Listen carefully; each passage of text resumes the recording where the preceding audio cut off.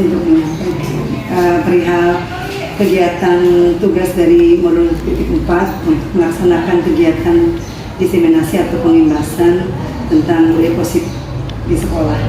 Ini sudah dipersiapkan perangkat-perangkatnya, kuesioner yang akan dibagikan kepada guru-guru, dan juga sudah disiapkan sertifikatnya dan berkas-berkas yang lainnya sudah disiapkan sebentar kegiatan. Insya Allah sudah dibicarakan dengan koordinator Tasir untuk waktunya yang akan dipinjam dulu untuk kegiatan pengimbasan hari Jumat pukul 1 sampai dengan pukul 2 atau pukul 3. Mantap. Terima kasih sebelumnya Pak. Sama-sama. Silakan melanjutkan dengan persiapan.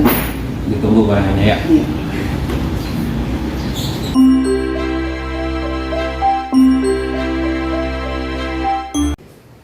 Bismillahirrahmanirrahim. Assalamualaikum warahmatullahi wabarakatuh. Waalaikumsalam warahmatullahi wabarakatuh. Alhamdulillahirabbil alamin. Inna arsalna rasulan bil huda wa dinil haqq liyudhhirahu 'ala dini kulli wa kafa billahi shahida. Asyhadu an la ilaha illallah wa asyhadu anna Muhammadan 'abduhu wa rasuluh. Allahumma sholli 'ala sayyidina Muhammad wa 'ala ali sayyidina Muhammad. Segala puji hanya untuk Allah Subhanahu wa taala. Alhamdulillah pada siang hari ini dengan cuaca yang terbaik dari Allah Subhanahu wa taala, turunkannya hujan, kita bisa hadir di ruangan ini untuk melaksanakan dan juga sekaligus belajar dari diseminasi aksi nyata modul 1.4 budaya positif yang akan disampaikan oleh Ibu Teti Herawati SPD CHP. Sholawat dan salam semoga senantiasa terlimpah curahkan untuk uswah kita, tauladan kita Nabi Muhammad Sallallahu Alaihi Wasallam beserta keluarga, sahabat dan orang-orang istiqomah di jalannya. Yang saya hormati narasumber Ibu Ustazah Teti Herawati SPD CHT selaku guru CPG yang akan melaksanakan diseminasi aksi nyata modul 1.4 budaya positif. Yang saya hormati Ustazah SD Sayyid Islam Al-Farabi. Alhamdulillah dengan izin Allah Subhanahu wa taala pada siang hari ini kita bisa hadir di sini untuk sama-sama belajar menjadi guru yang lebih baik. Oke, baik, mungkin untuk mempersingkat waktu Ustazah Teti mangga menyampaikan diseminasi aksi nyatanya kepada Ustazah Teti, dipersilahkan. Oh iya, Bapak dan Ibu guru, sebelum Teti menyampaikan materinya, kita lihat dulu CV dari Ustazah Teti Herawati. Berikut adalah personal profile dari CV Ustazah Teti Herawati SPD CHT. Ya, lanjut. Riwayat pendidikan. Beliau SD-nya di SD Negeri 2 Sarajaya, MA-nya di Butet Pesantren Cirebon, kemudian S1-nya di UNES, S2-nya sedang menyelesaikan tugas akhir tesis di Universitas Agama Islam Buma Bangsa Cirebon. Data diri dan keluarga, nama Teti Herawati SPD CHT, tempat tanggal lahir Cirebon 4 Juni 1980, nama suami Bapak Ibu Hasmi SP, nama anak Sirin Najibah Hasmi, kelas 8 SMP Pesantren Tahfiz Quran Al-Hikmah Bogor Cirebon. Kemudian Arina Faizah, kelas 2 SD Sayyid Islam Al-Farabi. Alamatnya Jalan Siwuni Perum Purnama Indah Blok A8 nomor 01 Kelurahan Kaliwadas Kecamatan Sumber Kabupaten Cirebon. Moto hidupnya Khairun Nas Anfa'uhum Linnas, yaitu sebaik-baik manusia adalah yang paling banyak manfaatnya bagi manusia. Riwayat pendidikan. Ya, riwayat pendidikan non formal adalah beliau lulus pondok pesantren Riyadhus Shalihin Butet Kabupaten Cirebon, kemudian memiliki sertifikat hipnoterapis, sertifikasi dan inkubasi guru pendidik, sertifikasi Al-Quran metode Qiraati, sertifikasi Al-Quran Az-Zikra, sertifikasi Al-Quran metode Umi. Kemudian pendidikan guru penggerak Kementerian Pendidikan dan Kebudayaan. Aktivitas saat ini adalah pertama sebagai ibu rumah tangga, kedua mengajar di SD Sayyid Islam Al-Farabi, Direktur Smart Bimbel, hipnoterapis dan konsultan keluarga, mengisi acara hipnoparenting, hipnolearning, hipnoteaching, konselor Rumah Keluarga Indonesia tingkat Kabupaten Cirebon telah dilantik oleh Rumah Keluarga Indonesia tingkat Jawa Barat, membina Rumah Keluarga Indonesia, membina Majelis Taklim, dan konsultan produk pendidikan anak. Satu lagi. Pengalaman mengisi acara, pernah mengisi di Polres Tabes Cirebon, kemudian di Dharma Wanita Bayangkari Polres Cirebon, Bayangkari Polres Indramayu, Dharma Wanita Pabrik Gula Raja Wali Cirebon, Dharma Wanita Rumah Sakit Ciremai, Dharma Wanita Rumah Sakit Paru Sidawangi, Dharma Wanita SMK Negeri Sari Kedau, Pegawai Puskesmas Cipernan, Dharma Wanita SMA Negeri Kabupaten Cirebon, Dharma Wanita Pertanian Provinsi Jawa Barat, Dharma Wanita Pusat Balai Besar Padi, Dharma Wanita Lapas Kesambi Kota Cirebon, dan Yayasan Islam Matangaji. Dan masih banyak pengalaman-pengalaman beliau selanjutnya ya dalam mengisi acara.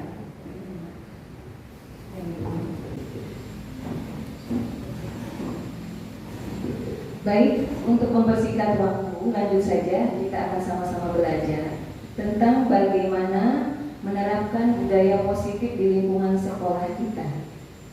Dipersilahkan kepada Ibu Teti Herawati. Terima kasih kepada Ibu Wala yang sudah membuka dan mengawali acara ini dengan akhir nanti. Mudah-mudahan kita semua diberikan oleh Allah Subhanahu Wa Taala kesehatan, kekuatan, dan melancarkan semua kegiatan kita. Amin ya rabbal alamin. Bismillahirrahmanirrahim. Assalamualaikum warahmatullahi wabarakatuh. Alhamdulillah, hamdan wa syukran lillah, wassalatu wassalamu ala rasulillah wa ala alihi wa sahbihi wa mawala. La haula wa la quwwata illa billah. Pada yang terhormat Ibu, Bapak Kepala Sekolah yang tidak bisa hadir mungkin diwakilkan oleh yang lainnya, dan juga rekan-rekan sejawat, guru-guru yang luar biasa yang semoga senantiasa diberikan kesehatan, kekuatan, dan keimanan untuk terus melaksanakan amanah tugasnya dengan semaksimal mungkin, dan semoga Allah memberikan surga yang terbaik kelak di waktu akhir nanti.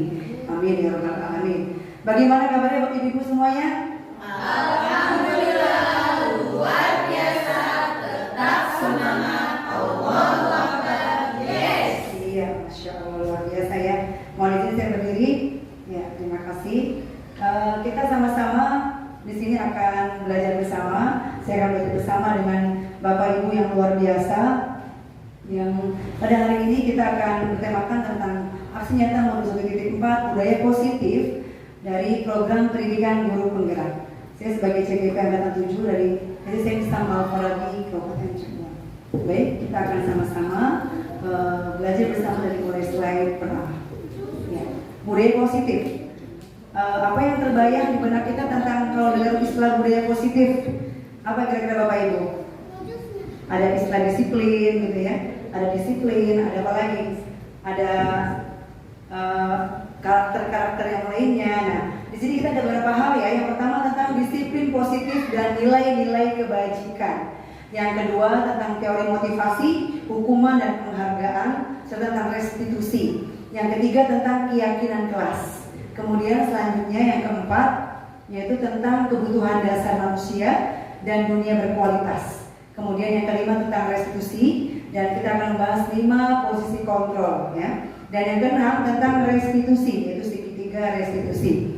Nah, yang pertama kita akan membahas yang selanjutnya tentang disiplin positif dan nilai kebajikan. Apa sih tujuannya kita belajar tentang ini? Di sini diharapkan kita semua, saya dan kita semua bersama seluruh guru dapat menjelaskan makna kontrol dari paparan teori kontrol Dr. William Glasser serta miskonsepsi yang terjadi di kehidupan sehari kita. Saya dapat menjelaskan apa sih perubahan paradigma stimulus respon kepada teori kontrol. Yang kedua, kita diharapkan dapat menjelaskan apa sih makna disiplin positif itu dan mengamati penerapan di lingkungan kita serta kaitannya dengan teori kontrol dengan 3 motivasi perilaku manusia. Dan tujuan yang ketiga, kita harapannya bisa menjelaskan tentang pentingnya memilih dan menentukan nilai-nilai kebajikan yang akan diyakini dan disepakati seluruh warga sekolah sekolah, sehingga kelak tercipta sebuah budaya yang positif. Ya, Ibu semuanya. Selanjutnya, nah, saya minta Bapak Ibu semua ini berpasangan dengan partnernya. Coba ya, silakan menggenggam tangannya. Silakan berpasangan ya. Silakan boleh simpan sesuatu di dalam tangan Bapak Ibu. Boleh simpan sesuatu yang berharga menurut Bapak Ibu. Silakan boleh masukkan simpan sesuatu dalam tangan Bapak Ibu di kepala ya. Kemudian silakan minta pasangannya untuk menebak atau membuka tangan Ibu, Bapak Ibu semuanya. Silakan ya. Bagaimana caranya? Dikasih waktu selama 20 detik supaya pasangannya itu atau Bapak Ibu bisa tahu apa sih yang terdapat dalam isi tangan temannya. Terserah mau dirayu, mau ditanya, mau diminta untuk jawab, mau ditebak, terserah. Silakan. Ya, digenggam ya, silakan. Saling menebak, saling bagaimana cara supaya temannya mau membuka tangannya gitu, biar memperlihatkan isinya. Silakan. Ya, 20 detik. Ya, silakan dicoba, mau dirayu, mau dikasih hadiah apa, mau dibujuk apa supaya mau gitu. Silakan. Mau diapakan caranya kira-kira mau dan tahu isinya. Ya. Ya, boleh mau ngasih clue atau mau ngasih apa gitu ya. Silakan. Boleh silakan. Mau ngasih clue, mau ngasih cuma nih isinya ini loh. Ya, silakan. Terserah. Ya, silakan. Ya. Sesuatu yang berharga pokoknya, silakan. Iya. Iya, baik. Waktunya 3 detik lagi. 1, 2, 3. Ya, silakan. Boleh ke depan Ibu Firly dan Ibu Lina. Iya, silakan. Ya. Ya, silakan Bu Firly di depan dulu. Ya, tapi sejauh mana nih udah mau menjawab atau udah ngasih tahu atau bisa ketebak isinya atau bagaimana? Oh iya, tadi gimana Bu Firly? Coba. Tadi Bu Firly memberitahu isinya apa yang dalam Bu Firly. Tidak saya beritahu. Bagaimana menebak? Oh benar, dan tebakannya benar. Nah, luar biasa. Sekarang yang di tangan Bu Lina sudah diberitahu isinya apa Bu? Bu Lina? Belum dikasih tahu kan? Belum tebak nggak? Belum ketebak. Oh iya. Tebakannya apa? Yang di Bu Lina menebak apa? Uang. Uang. Oh, benar nggak Bu? Coba Bu lihat tuh. Oh iya, ada uang, ada kertas dari. Oh gitu. Ada uang, ada benar Bu? bukan kertas. Bukan kertas, tisu. Ya, tisu. Oh iya benar, luar biasa. Tebakannya yang betul tepuk tangan coba. Luar biasa. Sekarang Bu Lina mau ngasih tahu nggak Bu isinya apa? Atau nggak mau ngasih tahu? Suruh nebak dulu dong. Oh nebak dulu. Isi pulpen. Bukan. Cincin. Uang. Ya, uang ya, luar biasa, tepuk tangan coba. Luar biasa ya. Apa yang bisa kita petik dari kejadian tadi? Ya, kita lihat next berikutnya. Ya, di sini ya ada miskonsepsi. Tadi bisa aja Bu Lina nggak mau ngasih tahu. Ada nggak yang nggak mau ngasih tahu? Nggak tahu, pokoknya saya nggak mau ngasih tahu. Ada nggak? Ada yang ngasih tahu nggak? Ada yang berbaik hati ini loh mestinya ini. Ada nggak? Nggak ada. Nggak ada yang ngasih tahu. Nggak mau ngasih tahu ya. Tetap ya nggak ada yang ngasih tahu. Jadi nggak ada yang nebak nih. Terus usaha dulu ya. Ada yang berbaik hati nggak? Ini loh mestinya tuh. Nggak ada ya. Iya. Ya gitu ya. Ternyata mudah nggak kita mengendalikan orang lain? Sulit ya. Bisa nggak kita memaksa? Kadang sulit ya. Nah seperti itu. Jadi orang itu dikendalikan oleh dirinya sendiri atau orang lain? Dirinya sendiri ya. Luar biasa. Nah kita lihat nih tentang teori kontrol. Bagaimana kita bisa mengendalikan orang lain, mengendalikan murid, mengontrol murid sejauh mana? Miskonsepsi teori kontrol Dr. William Glasser. Yang pertama, ada ilusi bahwa guru itu mengontrol murid. Ya, guru itu harus bisa mengontrol murid, harus bisa mengendalikan murid. Dan ilusi bahwa semua penguatan positif efektif itu, semua penguatan positif itu efektif. Apa yang saya berikan pasti efektif dan bermartabat buat murid. Kemudian ada ilusi bahwa kritik dan membuat orang merasa bersalah itu dapat menguatkan karakter seseorang, padahal belum tentu. Jadi orang itu akan semakin jatuh atau dia semakin rendah diri atau semakin sebaliknya. Dan ilusi bahwa orang dewasa itu memiliki hak untuk memaksa orang yang lebih muda atau di bawahnya, atau guru bisa memaksa muridnya. Nah itu kemudian ya. Next selanjutnya ini beberapa miskonsepsi ya. Menurut Stephen R. Covey, bila kita ingin membuat kemajuan perlahan sedikit-sedikit, maka ubahlah sikap atau perilaku Anda. Namun bila kita ingin memperbaiki cara-cara utama kita, maka kita perlu mengubah kerangka acuan kita. Ubahlah bagaimana kita melihat dunia, bagaimana kita berpikir tentang manusia, ubahlah paradigma kita, skema pemahaman dan penjelasan aspek-aspek tertentu tentang realitas yang sesungguhnya. Ini tentang prinsip central leadership ya, dari Stephen R. Covey. Nah kita akan lihat lagi, next berikutnya, ini beberapa stimulus respon dengan teori kontrol. Nah, kadang kita mengatakan bahwa realitas kebutuhan itu sama, padahal realitasnya kebutuhan kita sama atau berbeda? Berbeda. Terus kadang kita gini, semua orang melihat hal itu sama, padahal setiap orang punya mungkin gambaran yang berbeda juga. Yang ketiga, kita mencoba mengubah orang agar berpandangan sama supaya sama dengan kita. Ternyata nggak bisa. Kita berusaha memahami bahwa pandangan orang lain tentang dunia itu berbeda-beda. Kemudian apa lagi? Orang lain bisa mengontrol saya. Nah, teori kontrolnya hanya kita sendiri yang bisa mengontrol diri kita. Betul nggak? Nggak semua orang itu bisa mengontrol orang lain. Dan saya bisa mengontrol orang lain. Ternyata aslinya kita nggak bisa mengontrol orang lain. Nggak semua orang bisa kita kontrol. Dan pemaksaan ada pada saat bujukan itu gagal. Dipaksa ketika ngomong, ayo dulu vaksin tangan dibuka gitu. Ternyata apa? Kolaborasi dan itu menciptakan pilihan-pilihan baru. Kemudian mulai berpikir menang atau kalah, yang lebih baik itu adalah mulai berpikir win-win solution, sama-sama menang ya. Baik, selanjutnya, nah ini tujuannya ya, tujuan disiplin positif untuk menanamkan motivasi untuk menjadi orang yang mereka inginkan dan menghargai diri sendiri dengan nilai-nilai yang mereka percaya. Ya, akan tetap berperilaku baik dan berlandaskan nilai kebajikan karena mereka ingin menjadi orang yang menjunjung tinggi nilai yang mereka hargai untuk mencapai tujuan mulia. Nah, oke, kita next dulu selanjutnya. Nah ini ya, makna kata disiplin kata KHD, Ki Hajar Dewantara. Apa kata KHD? Bapak pendidikan kita ya. Di mana ada kemerdekaan, disitulah harus ada disiplin yang kuat. Ya, justru kemerdekaan itu ada disiplin. Kita kan kadang makna merdeka itu bebas gitu ya, mau ngapain terserah. Ternyata justru disitulah ketika ada kemerdekaan harus ada disiplin yang kuat, kata KHD. Sesungguhnya disiplin itu bersifat self-discipline, yaitu kita sendiri yang mewajibkan kita dalam sekeras-kerasnya. Tetapi itu sama saja, sebab jika kita tidak cakap melakukan self-discipline, maka baru wajiblah orang lain atau penguasa itu mendisiplinkan diri kita. Dan peraturan demikian itulah harus ada dalam suasana yang merdeka, itu kata KHD. Jadi ternyata disiplin itu tadi kalau lihat cuma next yang sebelumnya Bu, disiplin itu ternyata untuk apa? Menghargai diri sendiri. Kalau bertanya, Ibu kenapa Ibu datangnya selalu pagi, selalu sebelum bel berbunyi? Apakah karena takut dimarahi?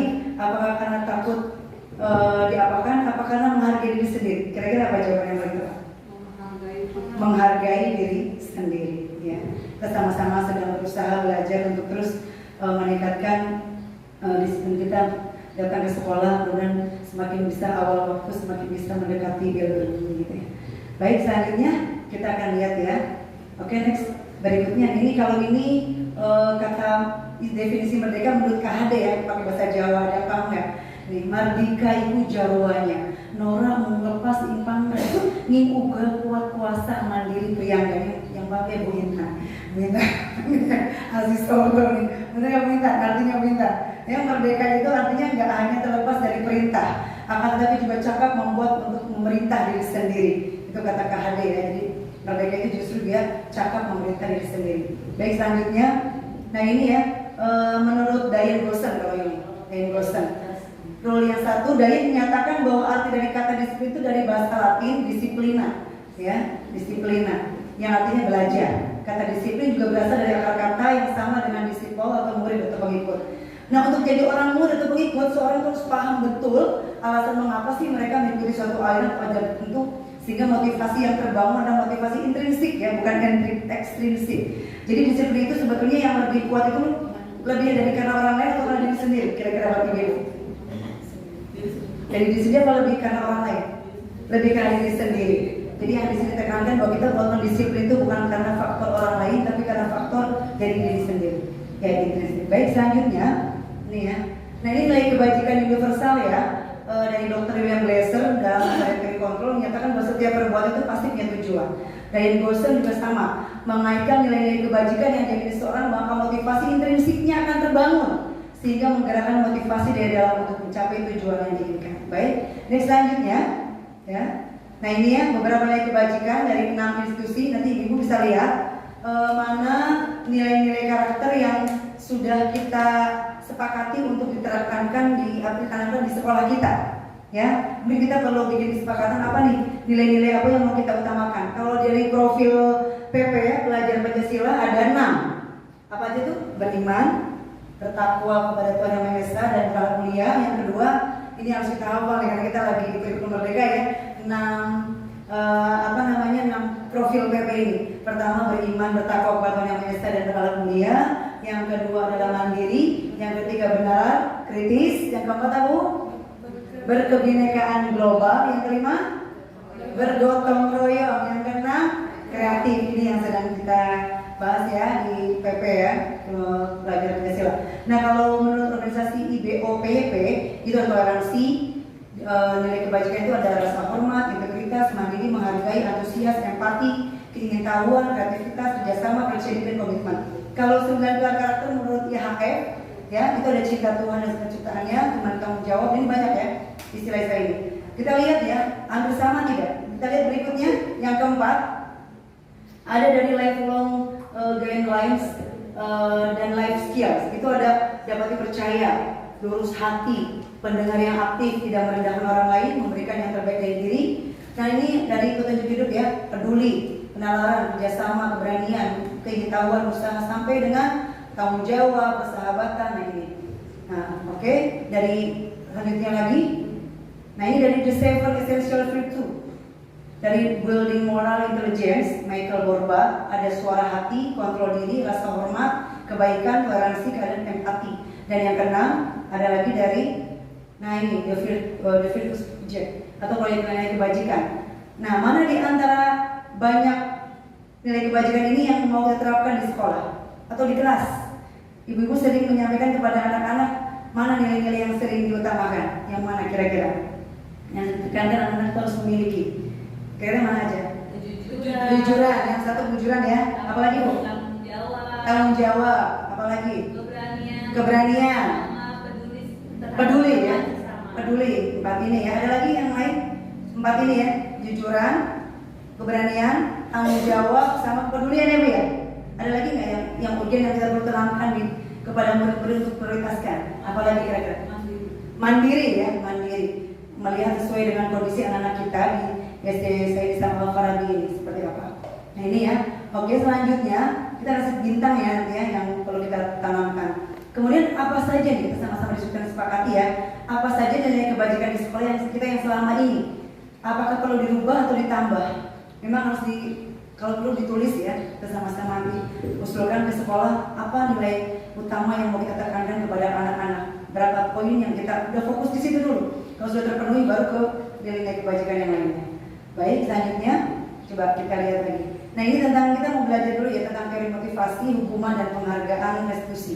Penghargaan dan restitusi. Nah, kita lihat ya dari Gosden dalam bukunya ya Extraordinary School Discipline menyatakan ada 3 motivasi perilaku. Nah kita masuk yang mana nih? Kita ini melakukan perilaku motivasi, melakukan hal kebaikan itu karena apa? 1. Menghindari ketidaknyamanan atau hukuman. Yang kedua, supaya dapat imbalan atau penghargaan dari orang lain. Atau yang ketiga, untuk menjadi orang yang mereka inginkan dan menghargai diri sendiri dengan nilai-nilai yang mereka percaya. Kira-kira ibu-ibu mau pilih yang mana? Yang ketiga ya. Jadi nggak sekedar kita tuh melakukan kebaikan itu, melakukan disiplin atau karakter itu untuk supaya menghindari hukuman ya. Tapi yang ketiga ya lebih menghargai diri sendiri dan yang mereka percaya. Baik, selanjutnya kita akan lihat nih terkait dengan hukuman penghargaan. Coba kita akan lihat ya, kita simak nih tentang kisah ini nih. Iva ini kurang menguasai pelajaran matematika, ya, sehingga pada saat pelajaran tersebut berlangsung dia lebih banyak berdiam diri dan menggambar di buku pelajarannya, gitu ya. Kemudian pada saat guru matematikanya itu Pak Seno menanyakan pertanyaan, itu jadi gugup, dia kaget gitu ya. dan tak sengaja menjatuhkan tasnya di kursi, serta tiba-tiba menjadi gagap pada saat berupaya menjawab. Wah, semua kelas tertawa semuanya, menertawakan Iva gitu ya. Nah, Pak Seno saat itu membiarkan teman-temannya Iva menertawakan Iva yang tergagap dan malunya luar biasa karena kaget gitu ya. Dan malahan minta Iva untuk maju ke depan dan berdiri di depan kelas sambil menunjuk hidungnya karena tidak bisa menjawab pertanyaan Pak Seno. Wah, itu kelas semakin gaduh dan anak-anak pun tertawa melihat Iva di depan kelas memegang hidung-hidungnya. Kira-kira kayaknya nggak ada di Alfa lagi ya. Nggak ada ya di sekolah lain yang gurunya mungkin masih belum memahami tentang ini. Nah, ini kita nggak ada. Nah, kita akan lihat ya. Coba selanjutnya, menurut ibu-ibu semuanya, setuju nggak dengan tindakan Pak Seno tadi? Tidak. Nggak setuju ya? Sepakat ya? Kenapa nggak setuju? Karena itu akan Membunuh mental. Iya. Membunuh mentalnya, mempermalukan ya di depan orang lain. Bahkan itu salah satu bagian perundungan ya, bullying. Rasa percaya diri ya. Iya, jatuhkan rasa percaya dirinya, begitu ya. Nah, menurut ibu-ibu semuanya nih, tindakan Pak Seno ini kepada Iva ini hukuman atau konsekuensi? Hukuman ya. Kenapa hukuman? Karena nggak bisa. Kenapa disebut hukuman bukan konsekuensi? Iva dibegitukan itu ya konsekuensinya karena dia nggak bisa jawab, atau memang itu hukuman? Hukuman ya. Nah, kita lihat nih bedanya apa nih hukuman sama konsekuensi ya.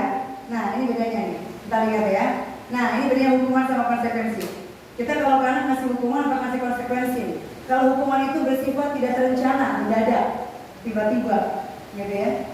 Terus yang kedua bersifat satu arah, ya. Yang kedua bersifat satu arah, yang ketiga berupa fisik atau psikisnya. Sementara kalau konsekuensi apa? Sudah terencana nih, rencanakan dulu nih. Nanti kalau anak begini maka akibatnya begitu. Kemudian kedua sudah sepakati anak-anak, sepakat ya. Kalau tidak memperhatikan guru pada saat pelajaran nanti konsekuensinya begini-begini, sepakat? Sepakat. Ini baru konsekuensi. Yang ketiga diberikan berdasarkan sesuatu data yang mungkin dapat diukur ya. Jadi nggak semaunya guru gitu. Yang keempat, murid tetap dibuat tidak nyaman tapi untuk jangka waktu yang pendek, nggak sampai selama-lamanya nyaman terus gitu ya. Nah, yang kelima, guru memonitor murid. Baik, kalau saya bilang tepuk semangat pagi tepuk 1 kali, semangat siang 2 kali, semangat sore 3 kali. Kalau bilang semangat tepuknya yang lama. Oke Bapak Ibu, kalau semangat malam jangan tepuk. Semangat pagi, semangat sore, semangat. Iya, luar biasa.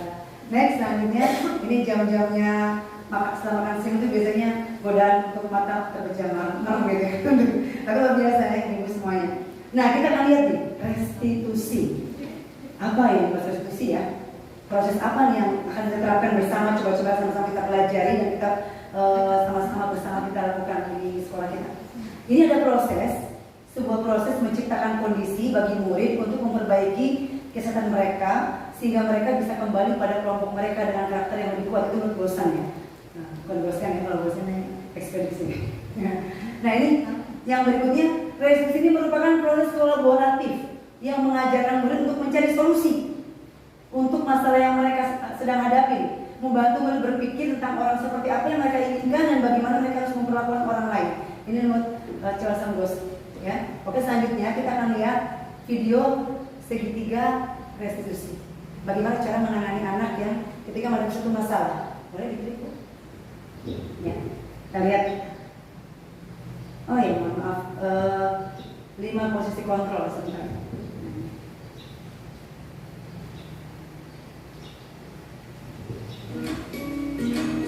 Tahan dulu sebentar.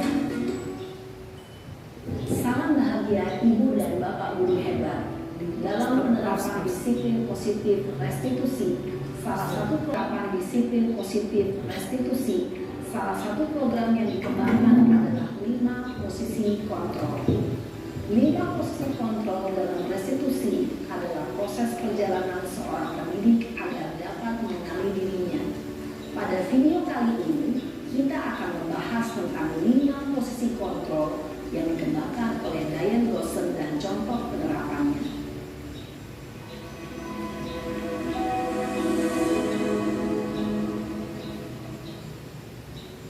posisi kontrol itu adalah: 1. Posisi penghukum. 2. Posisi pembuat merasa bersalah.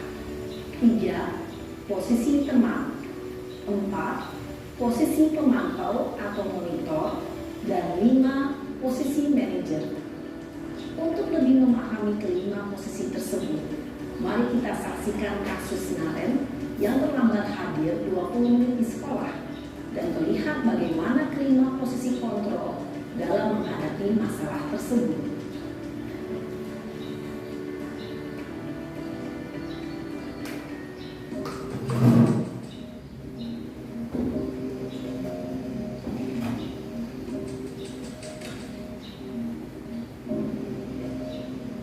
Naren!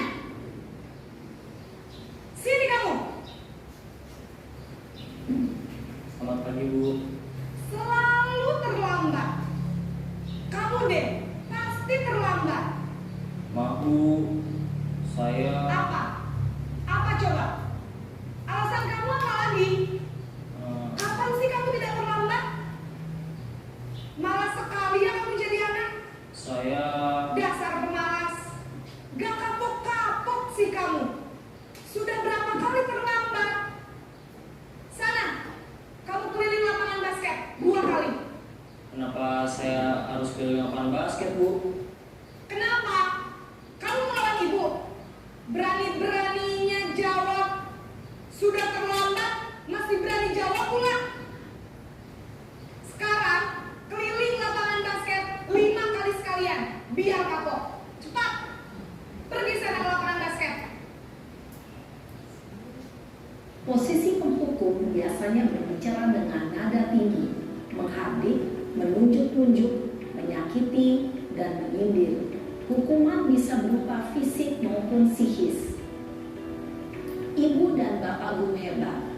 Dampak yang terjadi pada murid ketika guru berada pada posisi penghukum adalah murid cenderung akan memberontak, bahkan menyimpan dendam. Daripada permasalahan yang dihadapi oleh Salam dan bahagia ibu dan bapak guru hebat.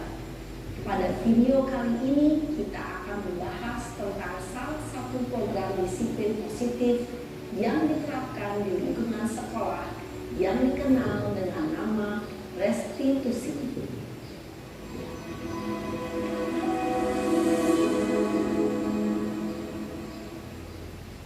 Restitusi dikembangkan oleh pakar pendidikan Diane Dawson, berlandaskan pada teori kontrol Dr. William Blazy. Segitiga restitusi adalah suatu proses dialog yang dijalankan oleh guru atau orang tua agar dapat menghasilkan murid yang mandiri dan bertanggung jawab.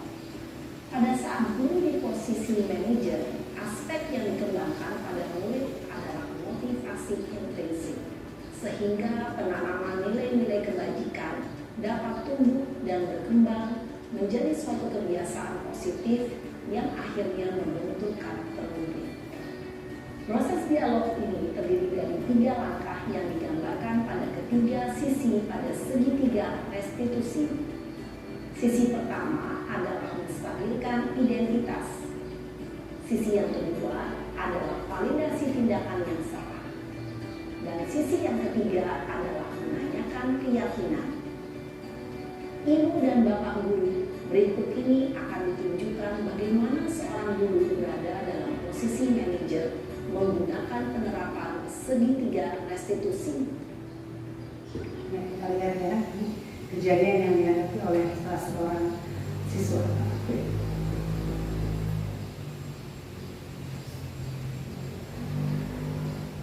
Iya, Sarah. Kenapa? Sudah lama nggak ketemu Sarah? Kenapa hadirnya ada di sini? Kesel pak, kesel banget. Masa aku dikatain tukang fitnah pak? Ya aku marah lah. Aku balik katain mereka di depan kelas. Kesel banget. Oh, begitu. Ya pasti kamu marah dan kesal. Bapak juga akan marah apabila ada yang menuduh Bapak seperti itu. Kemudian pada saat itu kamu mau melakukan apa? Ya saya langsung ngatain Eka lah pak. Kesel banget. Saya bentak-bentak dia di depan teman-teman lain. Oh, begitu. Pasti kamu melakukan seperti itu karena suatu alasan tertentu, kan? Iya, saya bela diri lah. Masa saya dituduh tukang fitnah? Ya wajar lah. Mempertahankan harga diri itu sesuatu yang penting buat kamu. Untung kamu tidak bertindak lebih gegabah lagi, hanya membentak-bentak. Iya Pak. Untung saya masih bersabar dan hanya membentak saja. Sudah gemes padahal. Saya pasti bela diri lah. Ya pasti ya. Tapi kamu memilih untuk tetap bertahan dan bersabar. Kamu memilih untuk tidak berbuat lebih parah lagi, bukan? Iya. Nah, sekarang coba kita lihat lagi tindakan kamu yang bentak-bentak Eka di kelas. Tindakan kamu itu kira-kira sesuai dengan keyakinan kelas atau prinsip kamu tidak? Enggak lah Pak. Capek Pak jadi pemarah. Jadi keyakinan atau prinsip mana yang kurang sesuai dengan keinginan kamu? Ya, saya sebenarnya sangat menghargai orang lain. Mungkin saat itu saya menjadi emosi, jadi tidak menunjukkan sikap itu. Kamu meyakini tidak menghargai orang lain itu penting buat kamu? Yakinlah Pak. Iya, setuju. Kita harus saling menghargai. Namun ada juga keyakinan yang kita sepakati yang perlu kita jalankan apabila kita sedang marah, kan? Ya, saya bisa lebih proaktif, mulai dengan diri sendiri. Saya bisa jadi lebih bersabar, mengambil waktu jeda untuk berpikir mau apa selanjutnya. Kira-kira kamu bersedia memperbaiki masalah ini tidak? Sedia Pak. Kalau kamu memperbaiki masalah ini, kamu akan menjadi orang seperti apa? Saya akan menjadi orang yang bertanggung jawab kali ya Pak. Dan senantiasa proaktif. Iya, menurut kamu bagaimana rasanya menjadi orang seperti itu? Ya nyaman lah, bangga bisa bersabar dan menahan diri. Baiklah kalau begitu. Yuk kita pikirkan bagaimana memperbaiki masalah ini. Iya, nih ya, salah satu penanganan yang menggunakan segitiga biasa. Ya. Kita lihat di slide atasnya, kita. Ya, nah ini ada 3 ya, yaitu atasnya lagi ada 3 ya. Jadi untuk mengetahui institusi ada sebagai cara menanamkan disiplin pada murid sebagai bagian dari positif di sekolah. Kemudian di sini gue dapat menerapkan institusi dalam membimbing murid berdisiplin positif agar menjadi murid merdeka, dan gue dapat menganalisis dengan sikap reflektif dan kritis menerapkan disiplin positif di lingkungannya. Kita lihat ya di slide berikutnya ada 3 poin yang tadi Ibu amati. Yang pertama tadi apa Bu? Menstabilkan identitas ya. Tadi kan dia merasa bersalah, merasa melakukan kesalahan. Yang kedua ada validasi tindakan yang salah, dan yang ketiga menanyakan keyakinan yang dia sudah pegang. Nah silakan di sini ada lembar untuk kita sama-sama berarti menentukan mana yang merupakan bagian dari kejadian contoh kasus Mario dan Adi ya di murid kelas 8 SMP Tunas pada jam istirahat makan siang. Ya, kita lihat ya. Silakan Ibu, siapa yang bisa menentukan mana yang bagian validasi tadi berdasarkan video tadi ya, mana yang menstabilkan identitas. Silakan, siapa yang sudah ketemu?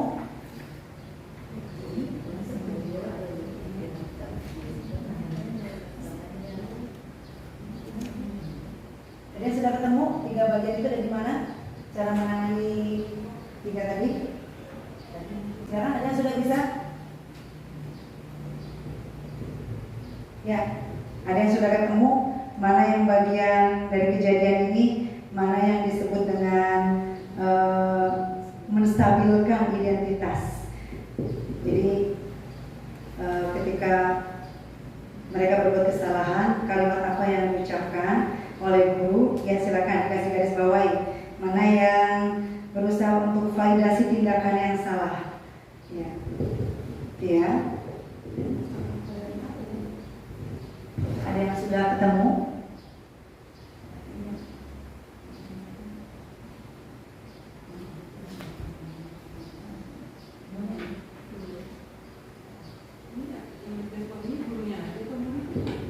Iya, gurunya. Bagaimana guru itu menstabilkan identitas? Ya, silakan Bu Yuli, boleh Pak. Ayo.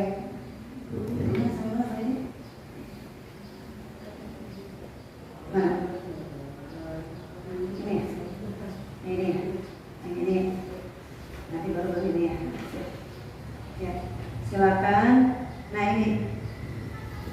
sudah bisa? Ya, silakan. Bu Mala, di depan Bu Mala, silakan. Iya, silakan di depan Bu. Sini Bu. Di depan sini Bu. Gak apa-apa. Gak apa-apa. Kalau keliru gak apa-apa.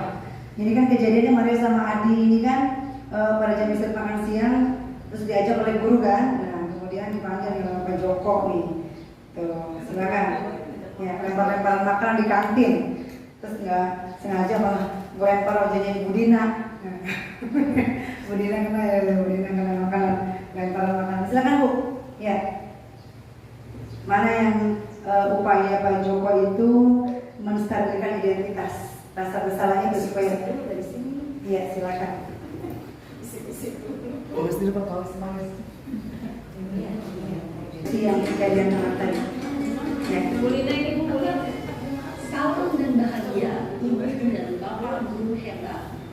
Pada video kali ini kita akan membahas tentang salah satu program disiplin positif yang diterapkan di lingkungan sekolah yang dikenal dengan nama restitusi. Kita lihat lagi ya. Nah, mana yang bagian-bagiannya nih? Restitusi dikembangkan oleh pakar pendidikan Diane Lawson berlandaskan pada teori kontrol Dr. William Blaser. Segitiga restitusi adalah suatu proses dialog yang dijalankan oleh guru atau orang tua agar dapat menghasilkan murid yang mandiri dan bertanggung jawab.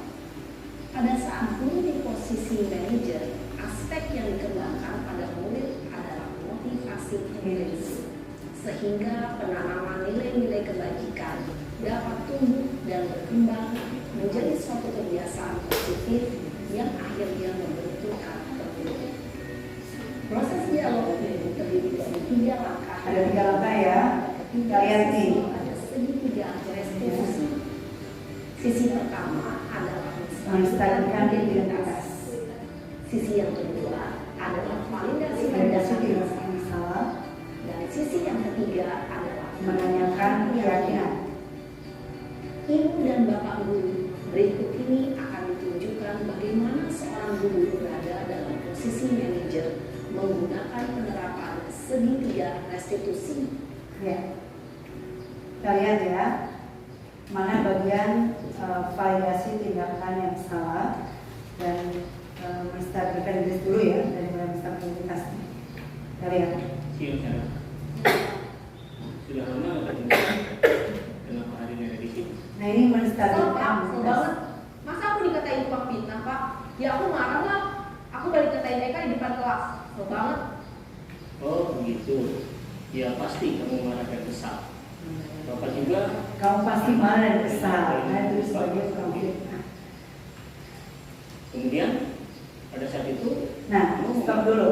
Bu. Ya saya Tadi yang sebelumnya tuh, tadi yang menstabilkan identitas. Jadi berusaha untuk memahami ketika memang marah, wajar gitu ya, marah, kesal gitu ya, ketika diperlakukan oleh temannya. Itu guru itu berusaha, oh iya kamu coba Bu di ya, bagian yang tadi pada saat yang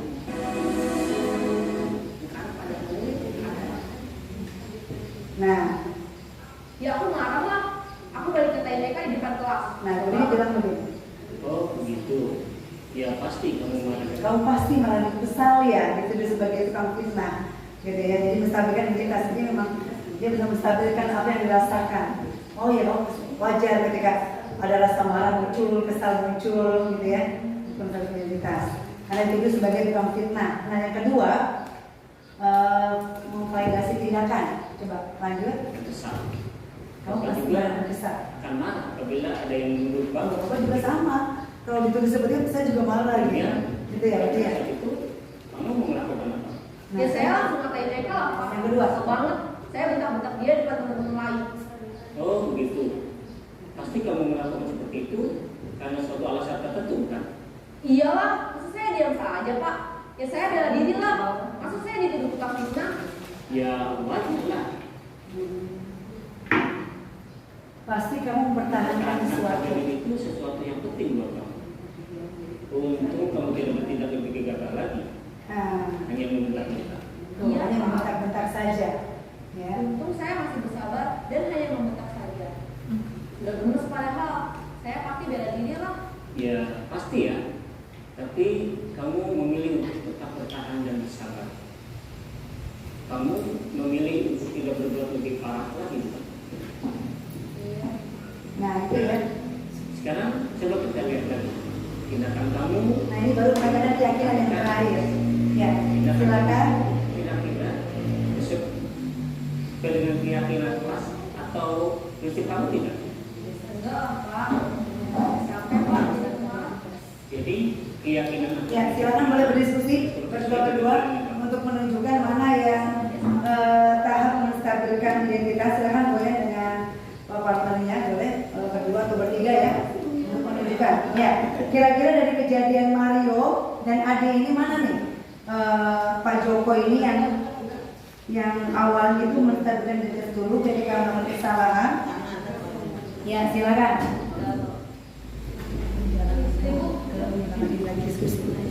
Ya, silakan mulai berdiskusi. Waktunya 20 detik. Ya, untuk menentukan di mana nih.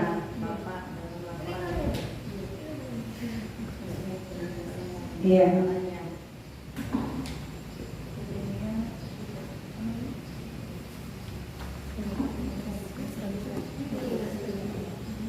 Ya, silakan. Sambil dilihat ya. Di mana Pak Joko itu berusaha memvalidasi tindakan yang salah.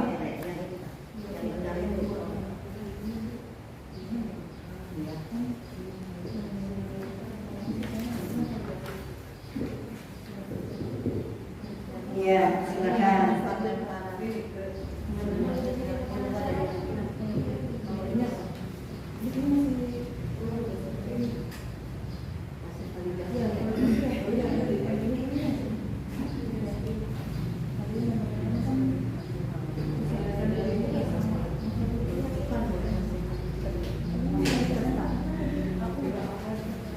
Yang silakan. Iya, bagaimana guru itu dalam kalimat yang disampaikan oleh guru itu bagian mana yang kalimat yang memvalidasi tindakan yang salah, menstabilkan identitas.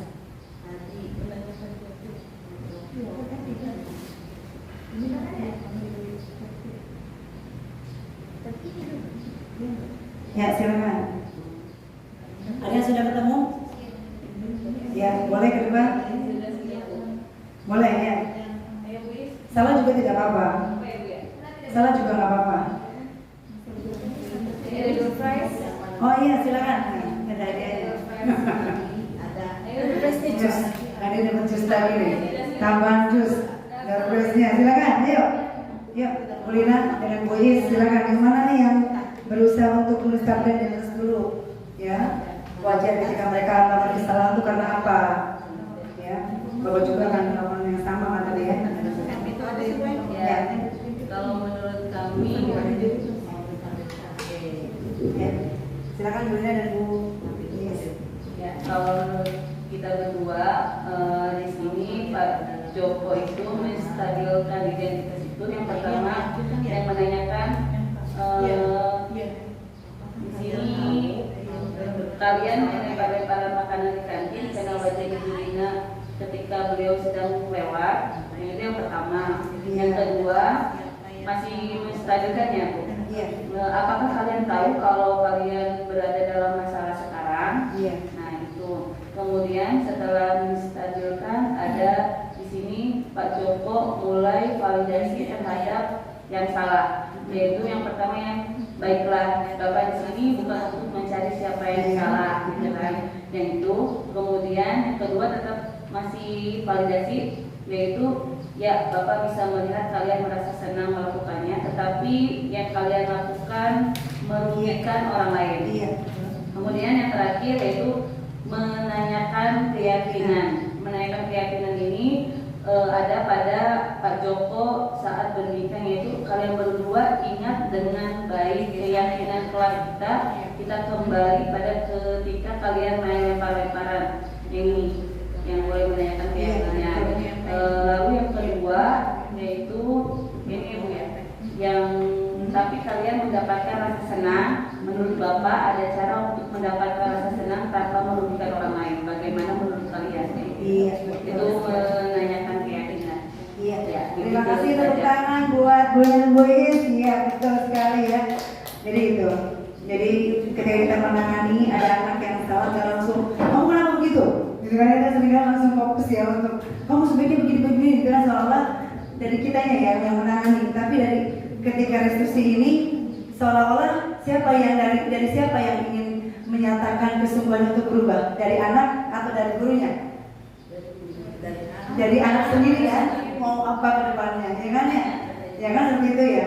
Nah ini kelebihannya penanganan menggunakan segitiga restitusi ya. Jadi anak akan lebih disadarkan dengan keyakinan kerasnya, kemudian juga dia berdepannya mau apa, seperti itu ya. Solusinya dia muncul dari dia sendiri. Baik, next selanjutnya ya kita akan lihat. Jadi gini ya, ternyata restitusi ini adalah sebuah pendekatan untuk menciptakan disiplin positif. Jadi kita coba akan praktekkannya kepada anak-anak kita ya. Jadi pertama ini bukan untuk menebus kesalahan ya, bukan ya, tapi untuk memperbaiki hubungan ya, memperbaiki hubungan dengan anak-anak. Dan sifatnya tawaran, bukan paksaan. Tadi kan menurut kamu baik tidak melempar makanan sampai kena wajah Budina? Tanya kan baik tidak? Jadi nggak langsung kita menjas, kamu itu sudah berbuat melempar itu baik. Jadi seringkali kan kadang-kadang guru itu lebih dominan, mengejas, menyalahkan gitu ya, terus memerintah kamu harus begini. Tapi yang kira-kira yang ditanyakan menurut kamu baik atau tidak, siapa yang menilai? Mereka sendiri kan anak-anak ya, anak-anak betul nggak? Nah seperti itu. Kemudian menurut kamu baik tidak baik, kedepannya kamu mau apa? Tawarkan solusinya. Nah itu ya. Kemudian menuntut untuk melihat ke dalam diri anak tersebut. Tawaran ya, ketiga ya, tawaran bukan paksaan. Terus fokus pada solusi guru tersebut. Kemudian mencari kebutuhan dasar yang berhasil tindakan. Dan di sini cara yang insya Allah paling baik ya, mudah-mudahan bisa lebih membangun harga diri anak untuk dia mau berubah. Di sini fokusnya pada karakter ya, bukan pada tindakannya. Dan kemudian di sini menguatkan dan mengembalikan murid yang berbuat salah supaya bisa kembali pada kelompoknya. Dia enggak merasa dijatuhkan ataupun dipersalahkan. Baik, next selanjutnya kita akan lihat kebutuhan dasar manusia dan dunia berkualitas ya. Oke, kita akan lihat. Ada 5 nih, 5 kebutuhan dasar manusia menurut Dr. William Glasser dalam Choice Theory. Ada 5, yang pertama apa Ibu? Bertahan hidup. Yang kedua kebutuhan untuk diterima. Yang ketiga kebutuhan untuk pengakuan atas kemampuan. Yang keempat kebutuhan akan pilihan. Yang kelima kebutuhan untuk merasakan senang. Ya. Nanti kita akan ada visual lagi nih, ada games lagi untuk ibu, silakan masing-masing masih bisa. Coba silakan next dulu. Ya. Next dulu. Ya, jadi kita berpikir kita ada di mana nih? Silakan ibu bisa dibagikan. Ya, silakan dipilih, dilingkari ya. Mana yang mendekati masing-masing kita.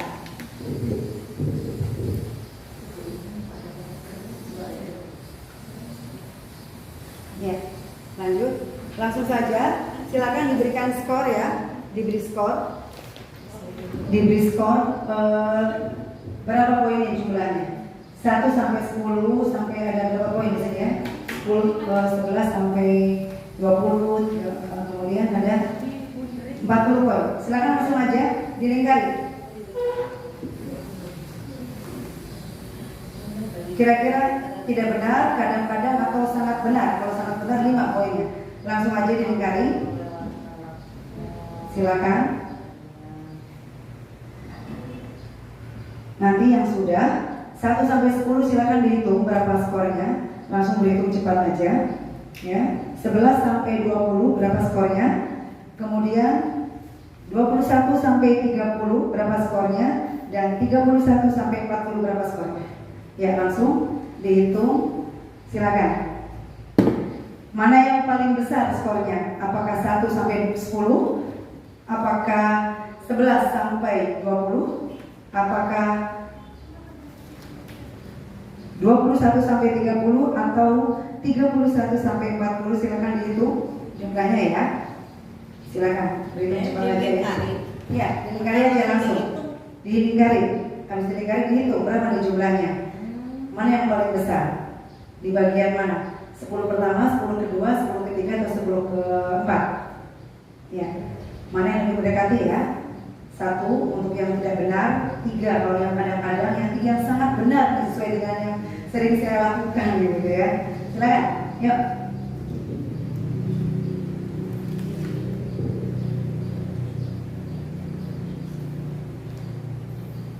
Ya, nanti yang sudah lebih dulu menghitungnya boleh ke depan.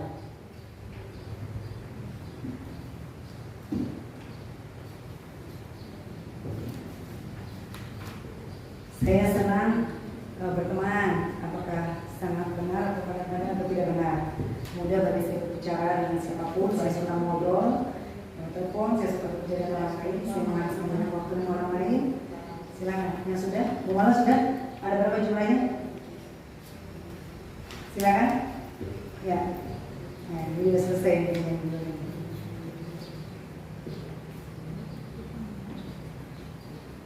Ya.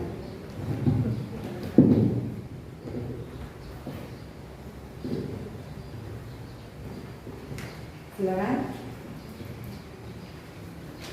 Ya. Lagi di belakangnya. Silakan diisi ya. Dikali dulu. Ada yang sudah? Halaman belakang.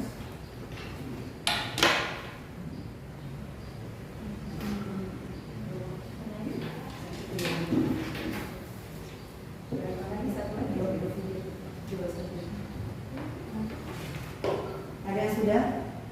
Langsung agak cepat aja. Silakan.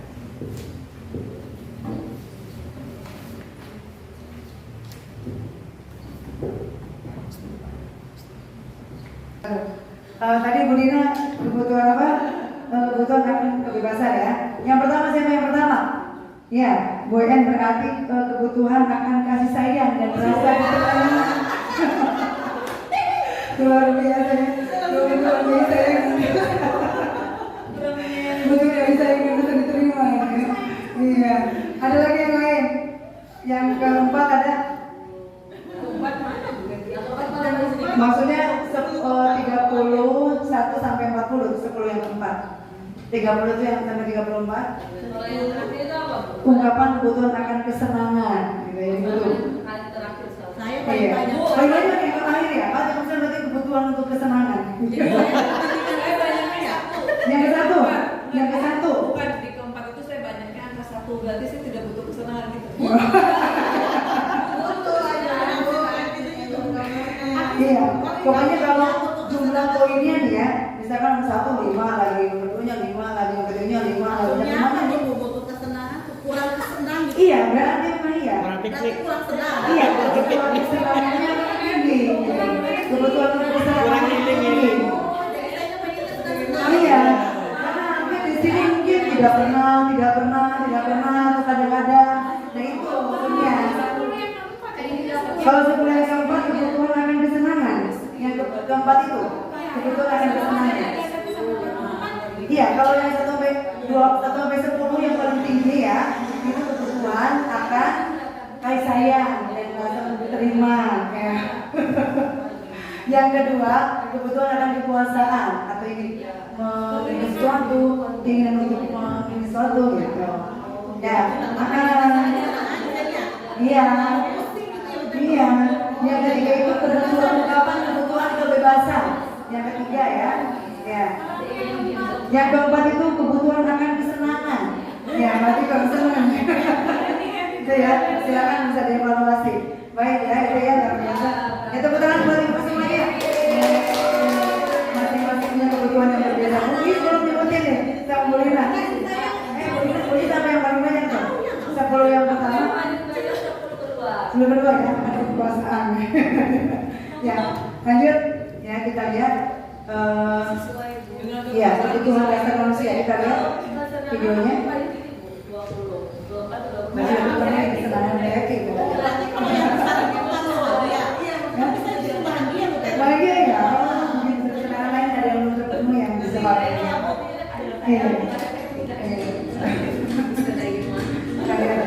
Kita lihat. Salam dan bahagia Ibu dan Bapak Guru untuk membangun budaya sekolah yang islami dengan lingkungan yang aman dan Perlindungan kasih sayang.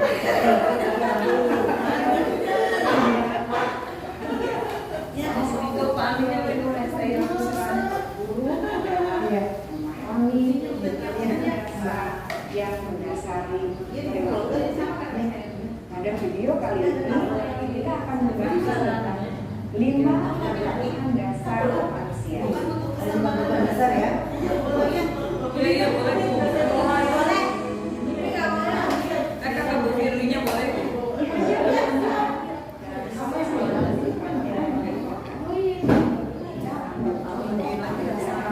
Ini ya, kita ambil contoh perbandingan.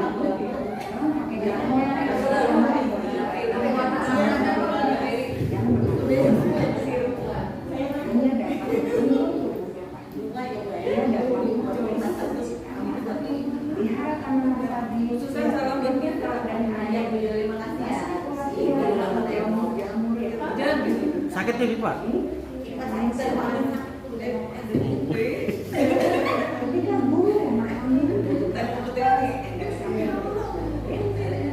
Jadi ini ya, guru berusaha untuk menuntun dan mendukung murid dalam memenuhi kebutuhan secara positif. Pada hakikatnya, guru tersebut ibarat seorang petani sedang berusaha memahami kebutuhan masing-masing tanaman. Dan dia berusaha memenuhi kebutuhan tanaman tersebut dapat subur dan maksimal. Dr. William Glasser, seorang psikiater dari Amerika Serikat, menyatakan bahwa seluruh tindakan manusia memiliki tujuan tertentu, yaitu memenuhi kebutuhan dasarnya. Ketika kelima kebutuhan dasar telah terpenuhi secara memadai, maka murid akan tumbuh dengan seimbang dan bahagia. Nah, kita lihat ya. Sebaliknya, ketika kebutuhan dasar tidak terpenuhi dengan baik, maka seseorang akan mengalami emosi negatif, Marah, emosi, sedih, kecewa. dan kecewa. Bahkan mereka dapat melakukan perbuatan bertentangan dengan nilai-nilai kebajikan atau melanggar peraturan. Nah, baik kita lihat lanjut ya. Dunia berkualitas. Dunia berkualitas itu apa nih?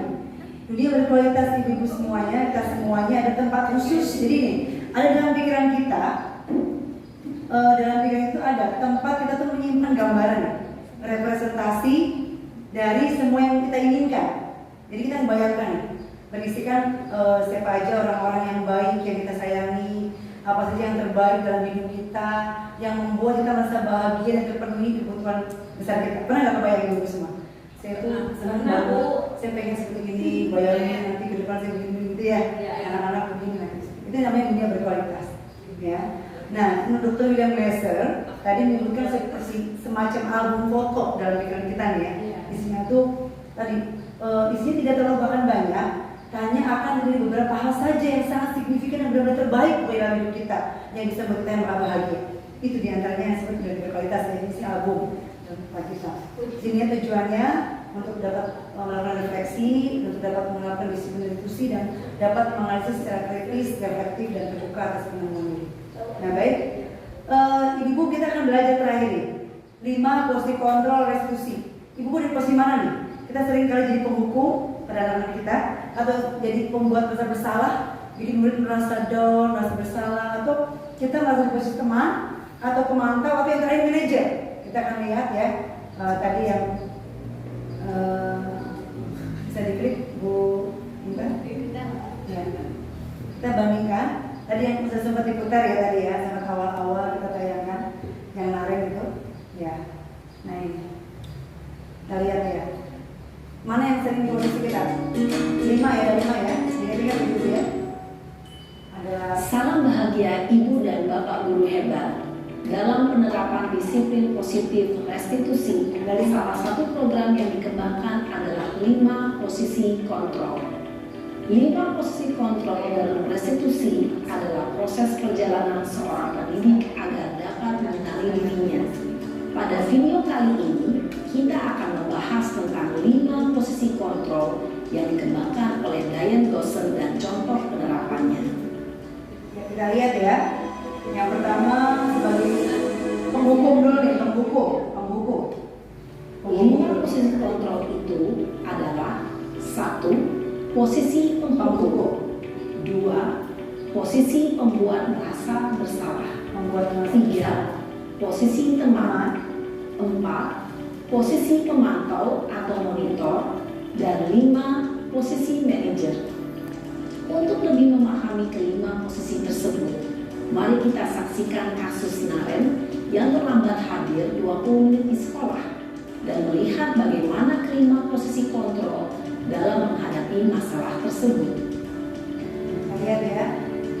Penghukum.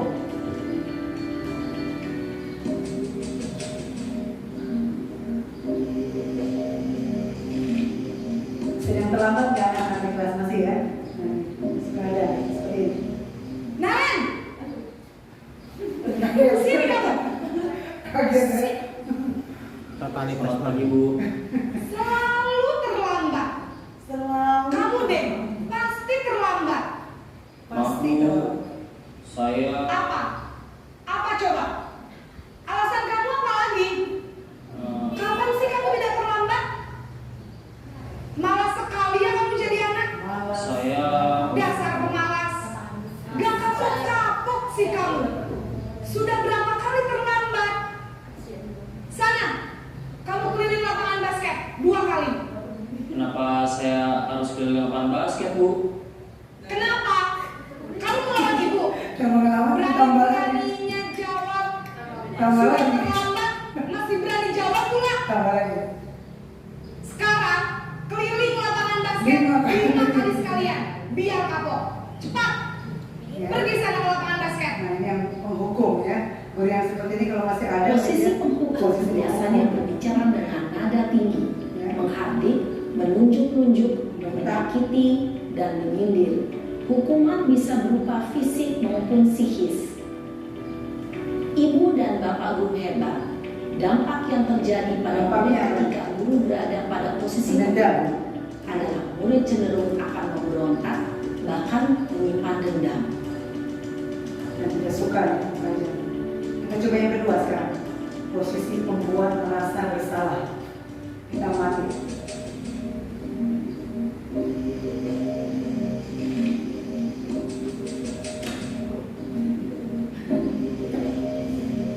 Naren!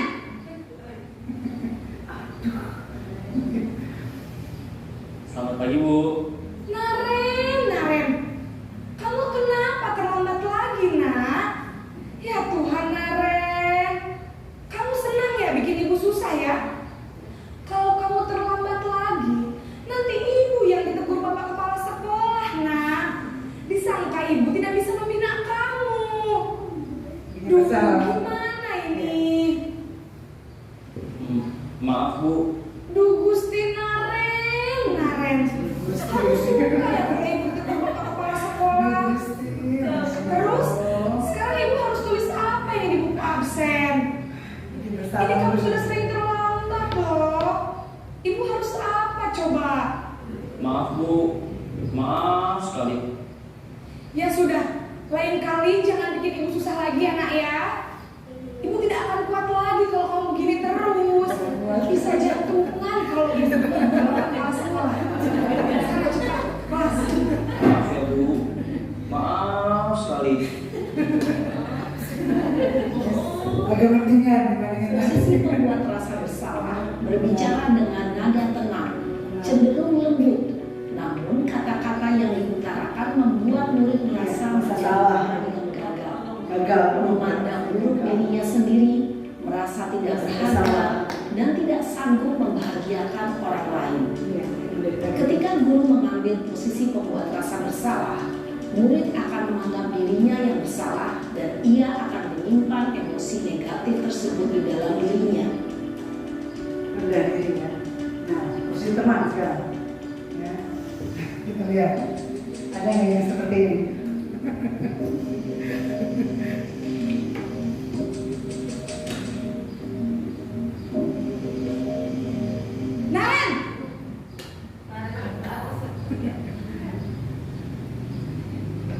pagi, Bu.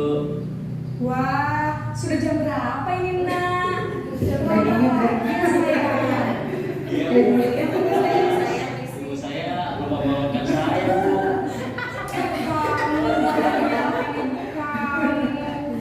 Kamu bukannya anak yang paling kencang. Kok terlambat sih? Iya, Bu. Saya memang terlambat bangun tadi. Jadi, biarpun saya lari kencang, tetap gak kekejar, Bu. Ya sudah sana. Nanti lain kali larinya lebih kencang lagi ya. Biar gak terlambat lagi. Bikin seneng ibu. Demi ibu. Bisa kan? Bisa lah, Bu. Ya sudah sana masuk kelas. Ibu beresin urusan absen kamu. Kamu ini ada-ada saja. Dalam sesi teman, guru berbicara dengan nada suara ramah dan akrab, cenderung bersenda gurau untuk menjaga suasana yang santai. Murid akan merasa senang, aman, dan akrab dengan guru. Identitas yang tercipta adalah identitas sukses atau berhasil. Namun ingat, karena ini masih dorongan eksternal, maka ada faktor ketergantungan dari murid kepada orang tertentu. Di sini guru absennya, sehingga di lain waktu murid bisa berperilaku baik, namun hanya kepada orang-orang Kepada tertentu itu saja. aja gitu ya. Pasti biar lain lagi gitu ya. Nah, sekarang keempat nih, pemantau, monitor.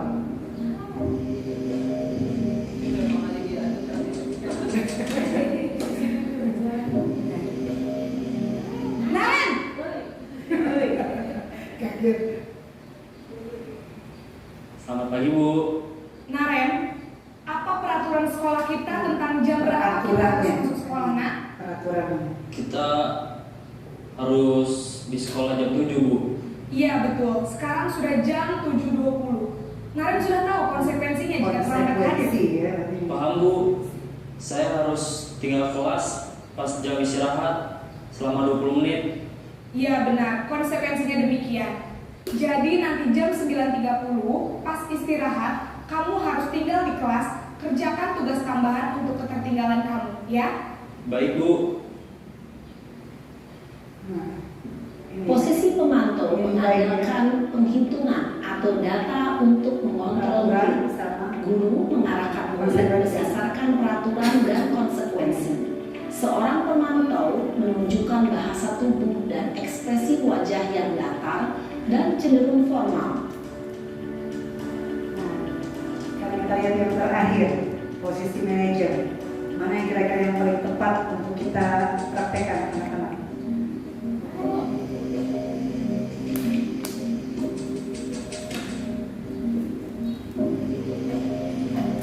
Naren!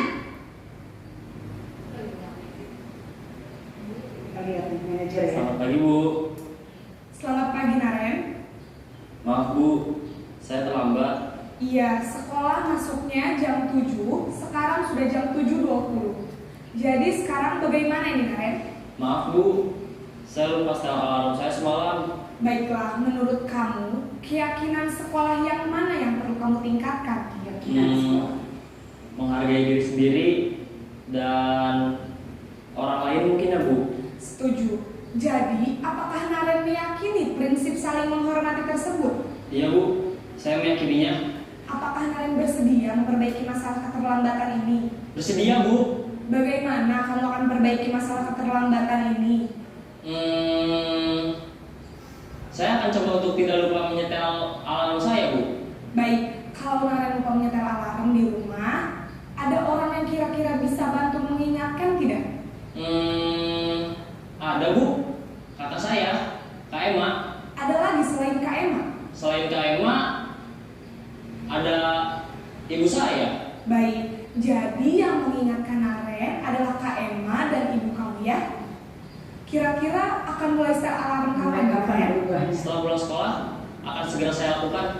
Baik, jadi Naren akan setel alarm untuk bangun besok pagi dan akan diingatkan oleh kakak dan ibunda Naren ya.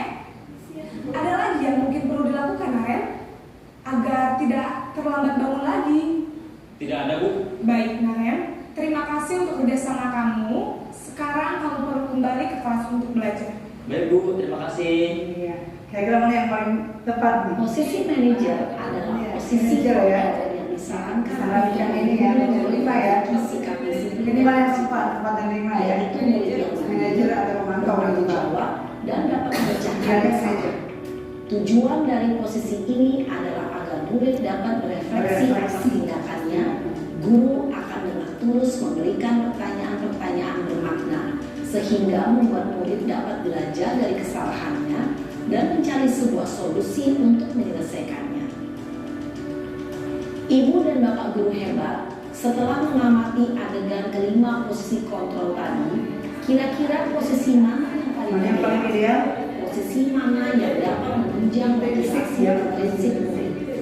Ya, tentu posisi manajer. Manajer. Posisi ini memang posisi ideal yang dituju setiap pendidik. Pada posisi inilah guru dapat menerapkan disiplin positif yang berpihak pada murid, yang memerdekakan murid. Perjalanan seorang pendidik tentunya tidak mudah untuk sampai pada posisi seorang manajer. Namun, tujuan kita pasti, yaitu menciptakan murid-murid yang mandiri, merdeka, dan bertanggung jawab. Semoga penggambaran 5 posisi kontrol yang telah diperlihatkan ini. Ibu siap kita sama-sama belajar untuk mencapai posisi kontrol yang kelima, manajer? Siap ya? Dan Allah kasih kemudahan kita ya, kita bisa menjadi manajer yang baik. Ini hello, and welcome to my class. Ini kira-kira kelas ya, terakhir ya. Nah ini ibu-ibu, silakan siapa yang sudah menerapkan ini, kalau yang belum sama-sama yuk, bareng-bareng kita sama-sama. Ini untuk membuat bagaimana mengas pentingnya memiliki keyakinan kelas ya. Mereka berkali-kali dikatakan apakah sesuai dengan keyakinan kelas. Nah kita sudah membuat itu belum di sekolah kita, di kelas kita ya. Keyakinan sekolah termasuk keyakinan kelas. Nah di sini sifatnya ini ya ada beberapa poin. Ibu nanti bisa bikin di kelas ya. Sifatnya lebih abstrak daripada peraturan, yang lebih rinci dan konkret ya. Berupa pernyataan-pernyataan universal, terus dibuat dalam bentuk positif, hendaknya nggak terlalu banyak. Jadi boleh diingat gitu ya, berapa panjang, lebar. Kita sempat bikin aturan yang sempat selembar tuh, full banget banyak ya. Kalau begini maka begini gitu ya dan selanjutnya itu. Nah kita akan bikin yang lebih singkat lagi kayak di kelas seperti ini. Jadi dapat diterapkan hal tersebut dan semua organ dapat ikut berkontribusi. Ini kayak kelas ya, jadi bersedia menjawab kembali. Kira-kira sejak waktu ke waktu nih. Ini silakan ya ibu-ibu di kelas ataupun warga sekolah, kita idealnya buat keyakinan sekolah ya, yang universal. Nah ini kita bisa minta masukan ya, setiap anak bikin tulisan. Silakan kamu maunya apa, di kelas maunya apa. Kita bikin, ya kemudian disusun dari semua masukan-masukan murid-murid di kelas atau warga sekolah, tulis di kertas atau di papan atau di kertas besar seperti poster ya, jadi semua bisa melihat itu hasilnya. Kalau sudah, baru kita susun nih keyakinan kelasnya berdasarkan prosedur pembentukannya. Gantilah kalimat-kalimat dalam bentuk yang negatif jadi positif ya ibu ya. Jadi kurangi kalimat negatif, jangan lalu liar, jangan berkata yang kotor. Jadi sebaiknya lebih ke berkata yang baik dan sopan di kelas, begitu ya. Misalnya jangan. Sebab kalau jangan itu biasanya apa bu? Nggak ada hubungan ya. Ibu-ibu nih lagi naik motor, jangan nengok ke belakang. Kira-kira apa bu? Memang ada apa? Malah nengok gitu. Iya, ini kalimat positif ya. Ini ibu ya, jangan dikurangi. Nah ini tinjau kembali keyakinannya seperti apa. Nah ini contohnya ya. Contoh nih, kami meyakini bahwa sangat penting untuk menghormati semua orang dan barang orang lain. Boleh disingkat aja, menghormati semua orang dan barang milik orang lain. Misalnya, kalau harus ada kata meyakini. Ibu saya baru nggak mesti, tapi boleh kali mulai meyakini. Kalau enggak pun juga boleh ambil poin pentingnya, menghormati semua orang dan barang milik orang lain. Karena seperti itu. Kalau motivasi kami meyakini bahwa sangat itu untuk menguatkan aja di mindsetnya, gitu ya. Ini contohnya seperti ini. Kalau mau ini pendalaman lagi ada seperti ini. Tambah seperti datang tepat waktu, menyapa teman, memberikan barang teman yang telah dipinjam, gitu ya. Nah seperti ini ya boleh ya. Ini untuk guru mengajar, didik, beri nilai.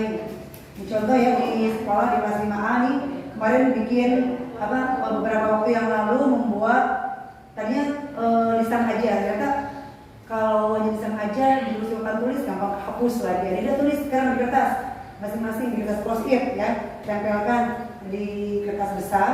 Itu kita sama-sama meramu nih dari banyak masukan-masukan di kertas ini, di atas yang ini.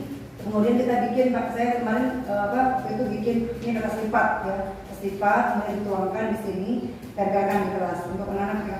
Ayo ingat-ingat di kelas yang kedua apa? Menjaga ketertiban kelas dan dalam pembelajaran main bola, ingat ayo kelas kita apa gitu ya. Nah seperti itu. Kemudian ini contoh misalnya masalah kemudian dengan segitiga diskusi ya, saja komunikasi baik-baik, face to face ya, ada di depan orang lain dan depan umum tersendiri gitu ya tempatnya. Ini juga kegiatan literasi pembelajaran di kelas dan yang lainnya. Terima kasih. Alhamdulillah, mudah-mudahan acara kita pada hari ini bisa memberikan inspirasi buat kita semua ya, bisa motivasi kita semua untuk semakin memperbaiki kita semua. Salam guru penggerak, bergerak, menggerakkan. Sekali lagi, wassalamualaikum warahmatullahi wabarakatuh. Waalaikumsalam warahmatullahi wabarakatuh. Sampai Bapak sekalian, ibu-ibu dan bapak-bapak semua. Sebenarnya mungkin banyak pertanyaan ya dari kita ya. Ada beberapa hal. Banyak nggak? Ya, nanti kalau misalnya masih ada pertanyaan, silakan langsung saja bertanya ke Ustaz Teti ya, karena dekat ada di sekitar kita. Hanya mungkin satu Bu Teti yang menjadi pertanyaan saya. Insya Allah kita bisa ya menjadi seorang guru yang guru yang wise yang menjadi ketika ada masalah menjadi manajer buat para murid kita. Namun sepertinya sebelum seorang guru bisa menjadi manajer bagi muridnya, sepertinya guru itu harus manajer diri sendiri ya, seperti itu yang paling penting ya. Itu sesuai juga dengan 4 kompetensi guru yang seharusnya kita miliki itu ya Bu ya, pedagogi, kemudian profesional, kepribadian dan sosial ya, seperti itu. Kepribadian itu ya harus benar stabil dulu gitu ya. Karena saya sendiri sering siswa itu spontan, banyak hukuman spontan karena mungkin kitanya belum stabil ya, seperti itu. Insya Allah kita terhindar dari itu, apalagi sudah belajar seperti ini ya. Jadi nanti akan lebih siap ketika mengajar di kelas dan ketika bertemu dengan siswa yang dalam tanda kutip bermasalah ya. Terima kasih sekali Bu Teti atas ilmunya. Ibu, karena ini minimal ada 3 dokumen yang harus dihadirkan dalam diseminasi ini. Nanti saya akan bagikan aja ya Bu ya untuk boleh buatkan. Jadi tentang, Ibu silakan nanti untuk berlatih kira-kira di posisi mana itu kontrolnya, posisi kontrol penghukum ataukah posisi kontrol sebagai teman ataukah pembuat rasa bersalah ataukah posisi sebagai pemantau atau sebagai manajer. Di sini ada untuk sana berlatih ya, belajarnya untuk workshop buat kita untuk menjalani pemahaman kita. Nanti Ibu silakan bisa menuliskan kalimat-kalimat ini diucapkan oleh siapa nih? Oleh penghukum, oleh pembuat rasa bersalah, oleh pemantau atau oleh manajer. Saja ya, saya kembalikan lagi kepada pembaca.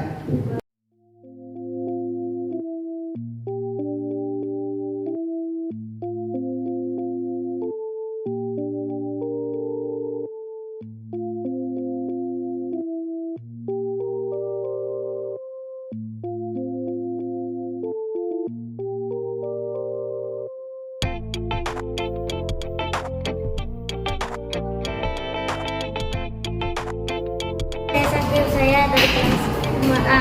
Saya senang belajar di kelas 5A. Saya menyepakati keyakinan kelas yang telah dibuat. Nama saya Resvan. Saya senang belajar di kelas 5A. Saya menyepakati keyakinan kelas yang telah dibuat. Assalamualaikum warahmatullahi wabarakatuh. Perkenalkan, saya EN Rohaina. Saya salah satu rekan sejawat Bu Teti Herawati. Alhamdulillah saya sudah mendapatkan ilmu ya. Alhamdulillah hari ini saya mendapatkan banyak ilmu dari Bu Teti Herawati tentang diseminasi budaya positif. Alhamdulillah ilmu yang saya dapatkan adalah ilmu yang baru ya bagi saya, dan insya Allah itu menginspirasi buat saya gitu kan, untuk saya terapkan di kelas gitu nanti. Yang saya dapatkan alhamdulillah tadi tentang budaya positif, tentang segitiga apa tadi itu ya? Segitiga restitusi, kemudian 5 posisi kontrol. 5 posisi kontrol. 5 posisi kontrol, dan alhamdulillah tadi itu sangat mencerahkan buat pencerahan buat saya gitu kan. Insya Allah akan saya terapkan di kelas ya. Kemudian yang ini kebutuhan dasar manusia, alhamdulillah sangat bermanfaat sekali buat saya, dan insya Allah akan saya terapkan di kelas. Terima kasih atas kesempatan yang telah diberikan kepada saya bisa mengikuti tadi ya pemaparan dari Bu Teti Herawati tentang diseminasi budaya positif yang dilaksanakan oleh guru penggerak. Itu saja, terima kasih. Assalamualaikum warahmatullahi wabarakatuh. Assalamualaikum warahmatullahi wabarakatuh. Saya Asma Lasari, salah satu guru SDKI Islam Al-Farabi. Saya senang sekali sudah mendapatkan ilmu diseminasi tentang budaya positif di sekolah yang disampaikan oleh salah satu guru penggerak di SDKI Islam Al-Farabi, yaitu Ibu Teti Herawati SPDCHT. Dari pemaparan beliau, saya mendapatkan bagaimana saya menerapkan disiplin kepada siswa dengan cara yang lebih baik, dengan cara yang lebih wise, yaitu dari teorinya segitiga restitusi, kemudian 5 posisi kontrol, dan kebutuhan dasar manusia. Saya sangat senang sekali dengan teori tersebut. Insya Allah mulai hari ini saya akan berusaha untuk melaksanakannya ketika saya melakukan pendisiplinan yang lebih baik kepada siswa-siswa saya. Demikian, Assalamualaikum warahmatullahi wabarakatuh.